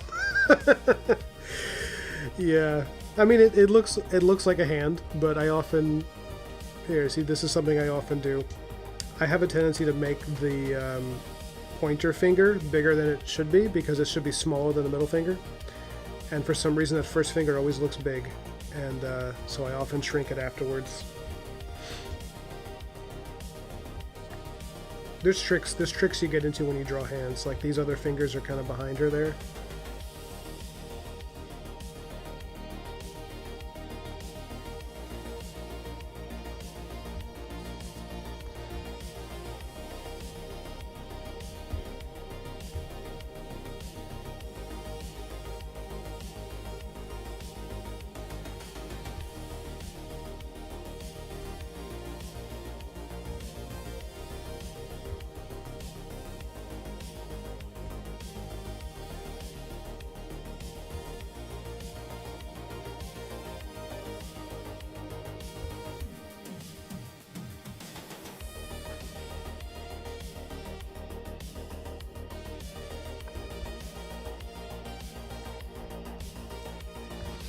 I'm going to stop in a minute because it's getting late, and we've been going for a little bit, but I'm going to get a little more done.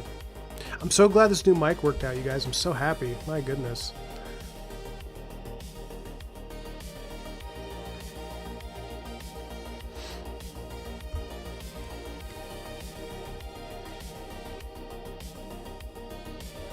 There's times you'll see me take hands more seriously, but sometimes in an action sequence you want to kind of exaggerate like tendons and muscles. You want it to look less traditional and more like something spastic about it, because it creates the tension that you want of like if you want to see great hands, or somebody draws great like bones and kind of blocky figures, look at Jackson Davis, who used to work for like way back in the 60s and I think in the 50s. He did like a lot of the horror comics that were really popular, and man, someone who has a great video on them, and I'm hesitant to recommend his channel because he's not such a good guy from what I could tell. I mean, I shouldn't have said that because I don't want the heat, but he's got a bad reputation because of some things that he did. Well, I won't, you know what, I'll recommend it on the Discord. I don't want to say it on YouTube because he got in trouble for going after another YouTuber for like no reason, and I don't want to be the next one. I don't want that heat. And people kind of turned on him because of that, but he makes really good YouTube videos about like horror comics and old horror movies, and like he has a really amazing video on Lovecraft, and but yeah, he has one about horror comics.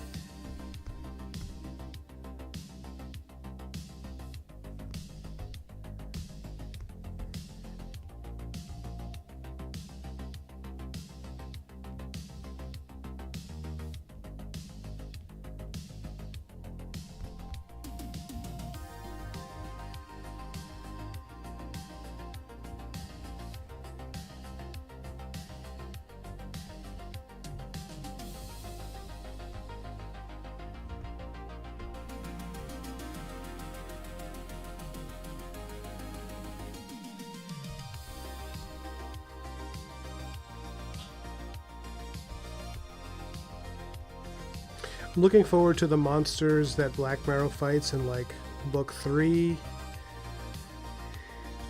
and book 4. No tentacles, because I've drawn my share of tentacles, and this issue is so many tentacles, and I'm just like, you know what, Ryan, save it for the hentai artists. save it for those guys. Because, man, I have a new respect for those guys, I guess. I don't know. Oh, man.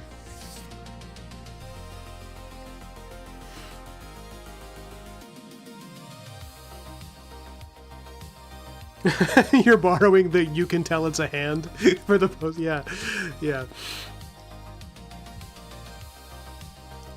A lot of so a lot of what you see in professional art versus people that are still working their way up to it is that there's a confidence. Oh, sorry, I'm blocking the art. There's a confidence in professionals where where you sometimes do that less. Sorry, you do less detail. Like if you can draw a hand like this in comics in a few lines and it looks enough like a hand, at least it's a monster hand too, so it doesn't have to be exact, realism. That that sometimes is like a sign of a pro, not to say that this looks super professional, but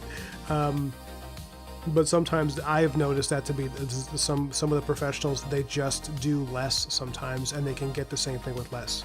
And I try to, the reason I bring this up is because I try to remind myself of that, because sometimes I'm like, wait, but like my brand as an artist is that I do a lot of line art and detail. Like I should make sure, and it's like, well, sometimes it's better to have less. Sometimes it's better to just have a deep shadow create the outstretched goblin hand. that could be taken so badly out of context. You know what? It could be taken really badly in context.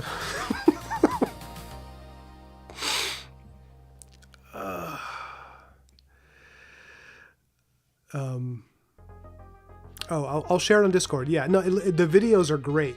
Like his videos, I watched them dozens of times. This guy, there were some other things that he did where like he had this whole conspiracy theory about another YouTuber where he called him like, he said he was like a white supremacist, all this stuff, and it was based purely on the fact that he was wearing a certain a style of shirt which is also worn by some cult.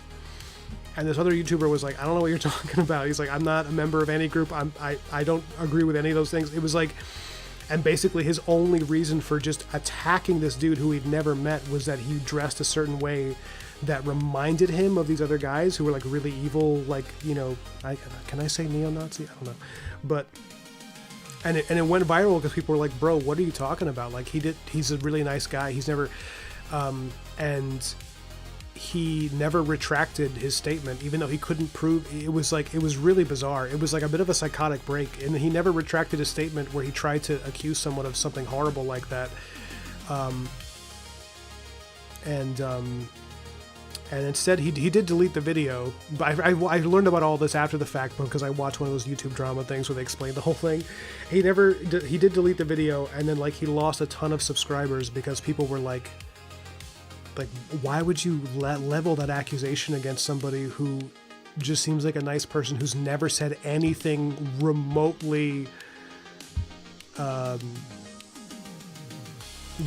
like racist? It was nuts. And the guy he accused, I don't even think he's a white guy. So calling him, it was so weird.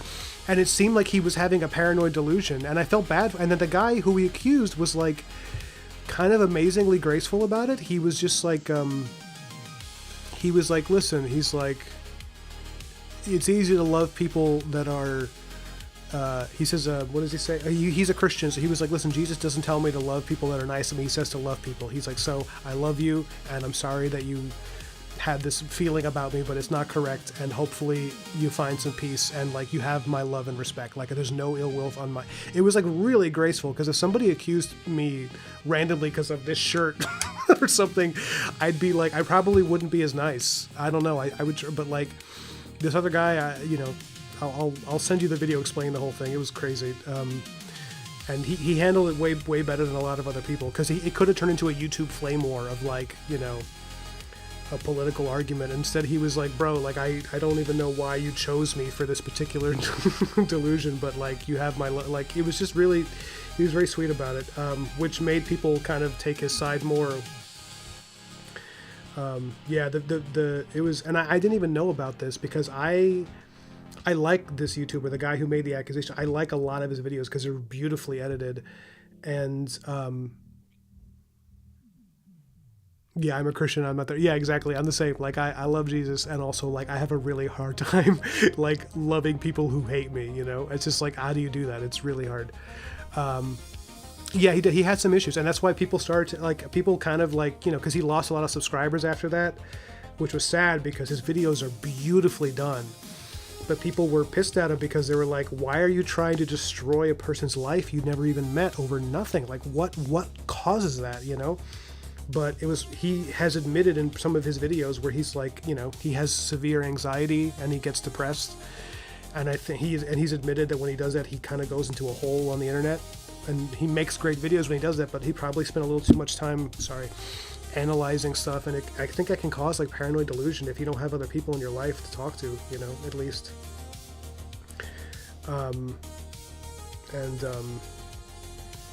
Yeah, the whole drama, and I missed all that drama. Sorry, I keep hitting the mic, guys. I'm sorry. I missed all that drama when it happened because he had put up the video and deleted it in like a matter of like a couple of weeks, and I had only seen his other videos, so I had no idea that this all happened because I just like his videos for their, you know, he's got some great stuff. And the guy he accused was another YouTuber that I like because they both seem like nice guys who make cool content, and they both make horror, like they both like ghost stories and stuff. So I was like, when I found out all this had happened like right under my nose, you know, probably because I was getting ready for my wedding or something.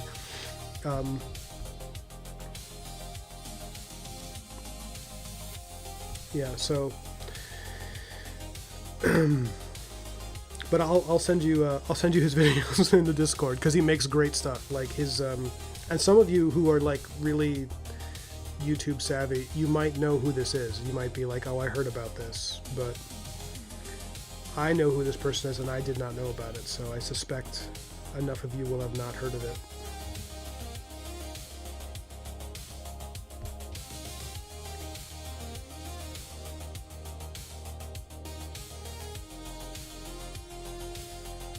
You see, this is a hand that I'm paying a little more attention to, Nim, because I know that this guy, his hand needs to conform more to certain rules. So his knuckles are a little too pronounced. I got to make them a little more subtle. There you go.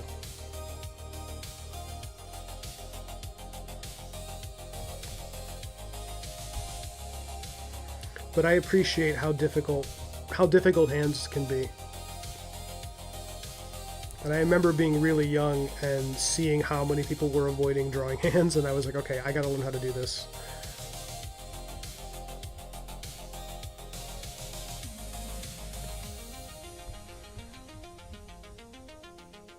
Especially if you're drawing like superhero stuff. I mean, if you're drawing people at all, but if you want to do superhero comics like I did, it's like I wanted to do it, meaning there's so many hands, there's so many fists, and like people holding guns, people holding swords. It's like the hands are so important. There's so much like hand, you know. And in illustration, I remember there was a I had heard this back in college actually from a fine artist, but I think it's true of illustration as well, which is that if you have an image with a lot of characters or people, incorporate as many hands and faces as you can within reason, because it's just immediate visual interest. If you can draw hands and faces, those, you know, it's immediately interesting to look at hands and faces if they're drawn well, you know.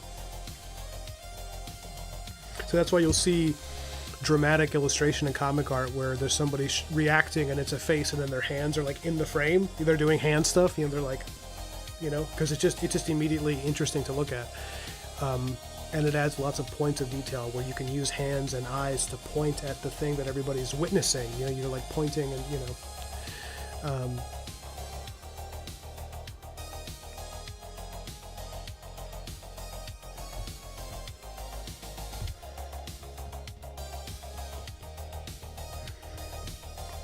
Nim, if you ever want feedback on your hands, just let me know.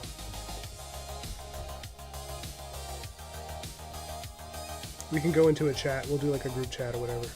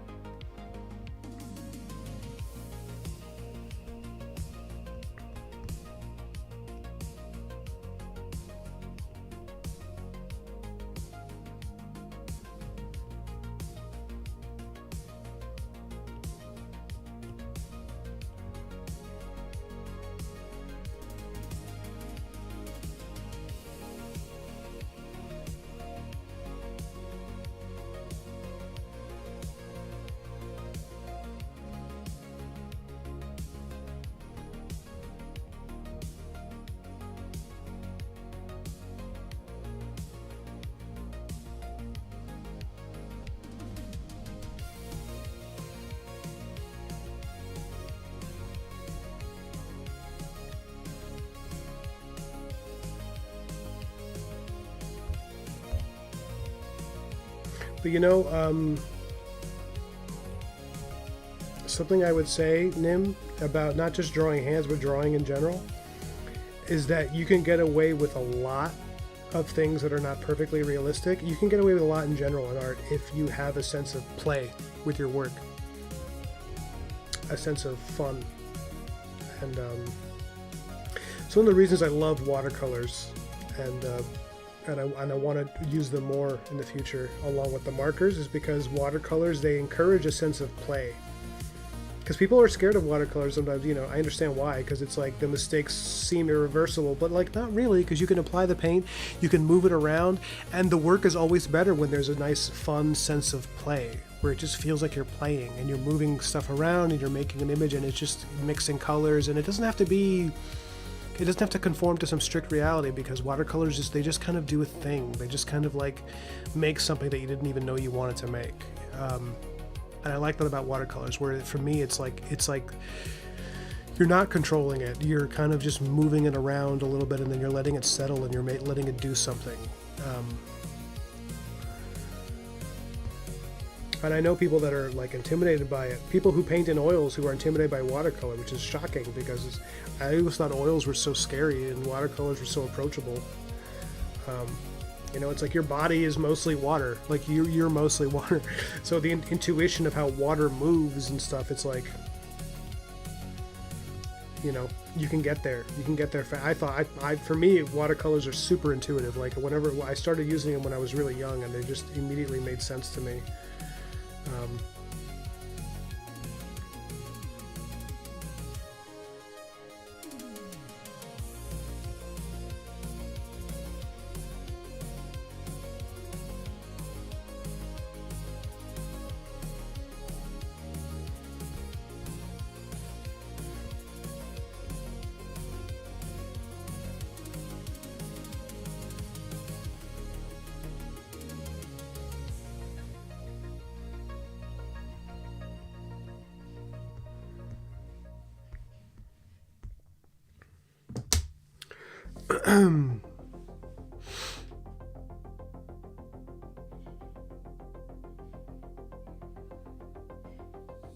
Oh yeah, because I've seen your designs, Nim. Is that you give like really complex color palettes to your characters. They're like, it's really it's admirable that you would approach that, because if you're drawing them a lot, it's like a lot of detail. But I could see why you would sometimes have it happen where you design someone and then you're like, wow, I have to draw this every time, and it's a lot of stuff to draw, you know.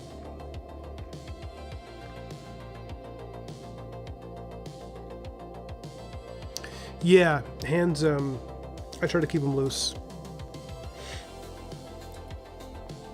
I try to always just be like, it's a meaty square palm with fingers jutting out, and they form shapes, and this shape is very appealing because it's a nice like circle, you know. And if you want something to feel awkward, you make the fingers awkward. You make like that kind of like, you know, people do weird stuff with their hands when they're like seizing up or something, and yeah. So anyways, all right guys, that's gonna be it for tonight. I want to do another stream very soon where it's gonna be like maybe an analog stream. I mean, I gotta finish this book, so I might just keep going with this, but I want to do something where I'm working analog soon to show you guys how I work with markers. My only concern is that if I mess up with the markers, you're gonna be watching it live. What I do, because it happens, you know. Even if I've been doing this professionally since I was 26, I still have days where when I'm working pen and ink, where I just mess up, and it's like I gotta just. It doesn't happen that much, but like if I'm doing something new, like new markers, it's gonna happen sometimes where I'm gonna be like, oh, this is not what I wanted, and then I just stop. But all right, thanks for hanging in, and this was a great one. Happy New Year, guys. I love you guys. Thanks for being here. Yeah, have a great night, great morning, whatever time it is where you guys are. Get some rest. Drink plenty of water. Massage those joints. Take a hot bath. Take it from my wife is going to take a hot bath tonight. I'm going to support that she does that while I chase the cat around the house. Lone Wolf, good night. Nim, good night. Broken Blade. Anybody else? All the lurkers have come and gone.